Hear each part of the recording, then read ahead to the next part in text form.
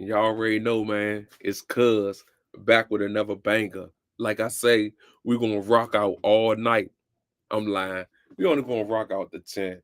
Cause y'all already know, man. I got something to talk about, man. Cause Trump and his whole little posse is doing too much. Yeah, his whole little posse is doing too much. But I'm gonna let y'all know, man, what's going on right now. But thank y'all for tapping into that Yo Cuz podcast. We lit. So this one right here is about Uncle Trump done send them boys to the country. Uncle Trump done send them boys to Shada. Yeah, he done send them boys in the country. Listen, like I just said, y'all, is that he's not doing this for free. He's not doing this for free. Make sure y'all pay attention, man, because we lit on that Yo Cuz podcast. Let's go. Immigration crackdown descended on a new American city over the weekend. Federal agents are now targeting Charlotte, North Carolina in full force, making more than 140 arrests over Saturday and Sunday. The operation is being led by Gregory Bovino, who has already led similar operations in Los Angeles and Chicago. This operation has been dubbed Charlotte's Web by DHS after the beloved children's book that preaches compassion. The author's granddaughter on that criticized the nickname, claiming the operation is antithetical to her grandfather's values. The crackdown has so far startled residents of the city because of scenes like this one. A U.S. citizen was stopped by masked agents 2 different times.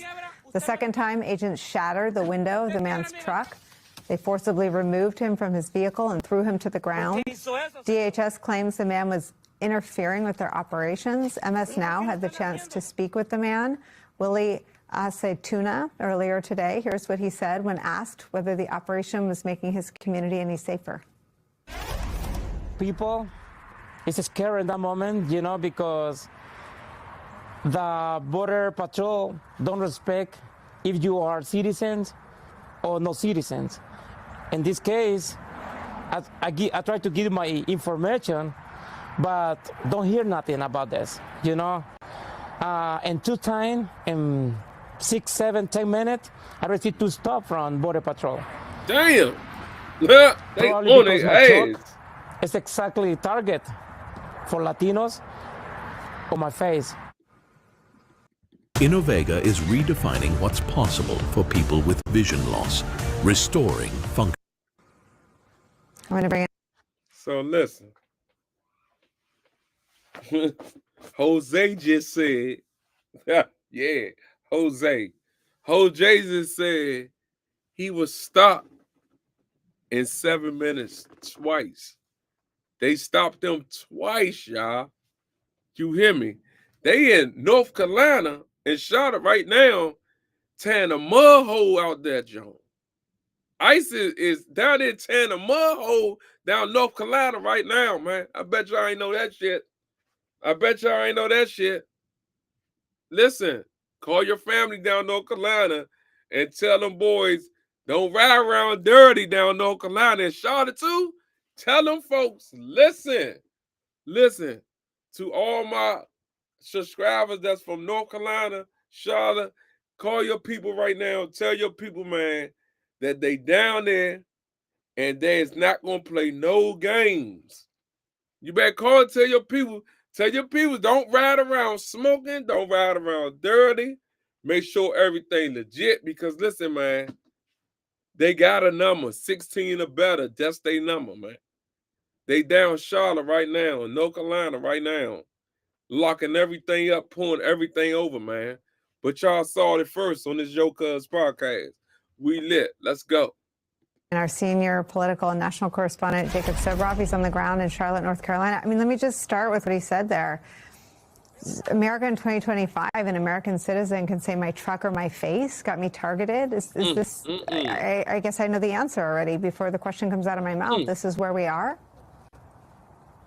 I would say, Nicole, it's unbelievable to watch that video, but it is so reminiscent of what we have seen, what we're seeing here in Charlotte, so reminiscent of what I saw in Chicago and what we saw in Los Angeles over the summer. And American citizens have been taken in every one of those cities, and frankly, without apology from the Border Patrol. And we made our way here to Charlotte because we wanted to see what Greg Bovino would do when he picked up his sort of cookie-cutter plan to institute the largest mass deportation policy in American history, and brought it here to yet another blue city, another place that has drawn the ire of President Trump. Where we're standing right now is outside of the FBI field office here in Charlotte, because we had heard some unconfirmed reports of, and by the way, let me just say, there is a vast network now of people who are standing up to resist exactly what is happening on the streets of Charlotte and cities like Chicago still, and by the way, Los Angeles still, where every day these types of activities are still happening on the street. And so when I say that there's a group that is forming to resist this, that includes monitors, people who are watching ICE, Border Patrol, and those mass federal agents do exactly what they do. And so we came here because we heard unconfirmed reports that some of them were taken today and detained during those activities. And let me just show you quickly, Nicole, a very small group has started to assemble here because they heard that folks who do what they do are inside or were inside that building, and including, I didn't catch your name. Make sure y'all pay attention to this, man. They are down North Carolina right now in Charlotte. ICE and the troopers tearing that joint up. You hear me? Pay attention. Pay attention. I'm sorry, tell me your name. It's Miriam. Miriam, you are one of the people who has been watching ICE. I guess you call yourself ICE verifiers. Can you tell me what that is and what you're doing, and why are you out here outside the FBI building right now? Yeah, I mean, honestly, being an ICE verifier just means being a member of a community right now with eyes. So all of us are people that live in Charlotte, that care about our friends, care about our families, care about our neighbors, and are out here just trying to protect our city and protect people that we love. And so for people that are watching us on MS Now, so they understand, you're literally driving around following these agents as they are doing their enforcement activities on the streets? Yeah, I mean, when I heard about ICE being in our city, I wasn't sure how that would work exactly. But honestly, just being a member of the community, being out and driving around, it's not hard to come across them. They're in fleets of 10, 12 cars, making a noise, making a ruckus, and people are too. And so it's pretty easy to spot them. Do you have a day job? Yes, yeah. So what do you do when you're not doing this? Other social work and social activism stuff. Well, I thank you so much for talking to me. It's nice to meet you. I appreciate it. And here, I know you got a lot of stuff, got your signs. But Nicole, the point is, people all across the country are mobilizing. People all across the country are coming out because these folks are showing up unannounced. Even the local officials here, the governor and the mayor of Charlotte, have said there hasn't been coordination between the federal government and the local authorities here. And there is a fog that hangs over. So hold on. Did he just say they came there unannounced? Hold the fuck up, y'all. This is shit. This shit going too far, y'all. Like literally. Hold up. Man. So they just start locking people. Hold up. Trump, cut the bullshit, Trump. For real. Uncle Trump, stop.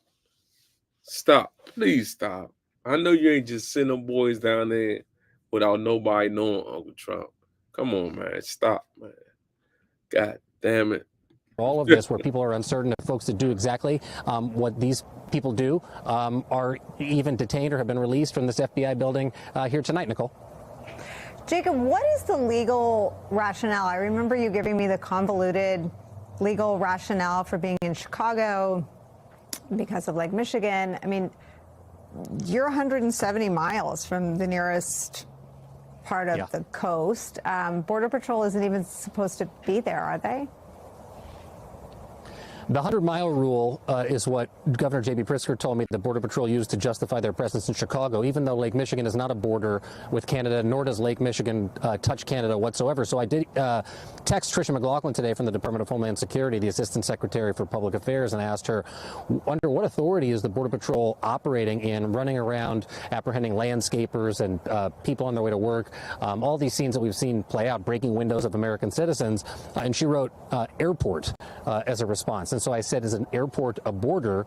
She asked me to follow up with the Department of Homeland Security for a more robust statement. And in that statement, they cited all kinds of authorities that they say that the federal government has, including portions of the Immigration and Nationality Act and other authorities. But I think that is I'm not an attorney. I'm not going to say it's a legally dubious justification, but I certainly think it's going to, we have one right here, National Lawyers Guild Observer. I may as well ask you, when you hear what I was just saying about the Border Patrol operating here, what do you make of the authorities under which that they're operating here in the Charlotte area? Well, first and foremost, I'm a criminal defense attorney, so it's so maybe not. But it seems like a spurious claim to say that any port of entry, right? Because we have airports in the middle of the country that receive international flights. To call that a border is pushing it. Well, don't take it from me. Take it from, what's your name? Tim Emery. Take it from Tim, the criminal defense attorney who's out here with the National Lawyers Guild watching and making sure everybody stays safe. Nicole. Jacob, have folks watched what has happened and what you've covered in Los Angeles and Chicago? And is it seeing those scenes in those cities that had them prepared if and when they came to their city? Or was it sort of knowing that they were coming from their own networks? Or how have they learned from and developed ways to protect their community from what's happened in LA and Chicago? That's such a great question, Nicole. And actually, I wondered that too on my way here. And I was asking some of the local groups that are on the ground. They have been preparing for this since 2017, since the first Trump administration in North Carolina, for some of the promised immigration actions. And so they have been ready. I'm going to go to a training later tonight where people are literally showing up in, I don't want to say sold out, they're not paying to go, but full rooms in churches and other sanctuaries to prepare to bring people to and from schools, to and from workplaces, to make sure people are safe in the face of ICE and the Border Patrol being here. And every day those training sessions are jam-packed. I can't wait to see it tonight. And I'm going to share some of that reporting later on this evening. But I think that the idea that they weren't organized or were unprepared for this is something that maybe I had suspected, but I was wrong. They have told me they've been waiting for this moment for a long time, and they're ready, obviously.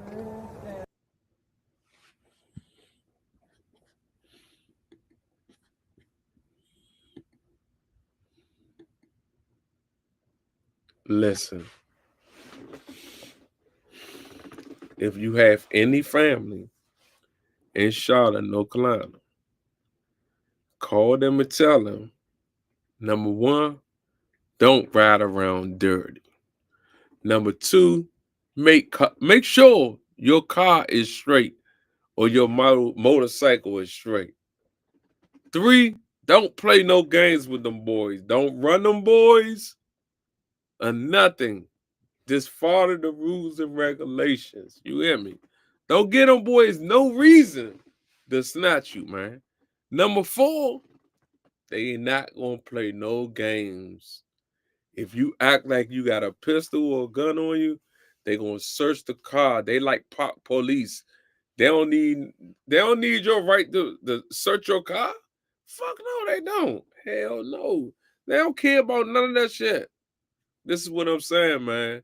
Make sure y'all stay legit all around the world, man. License, registration, assurance card. And make sure your car is straight and clean. Don't play no game. Don't go back to jail off some dumb shit.